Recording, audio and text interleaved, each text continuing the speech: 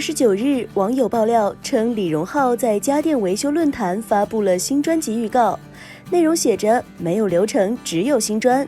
随后有人晒出截图，称论坛把李荣浩及其粉丝一起禁言了。对此，本尊辟谣道：“不是我，假的，别信。”此前，他曾发文吐槽新歌发布流程复杂，还表示如果12月5号发不了，就找个电动车维修论坛发歌。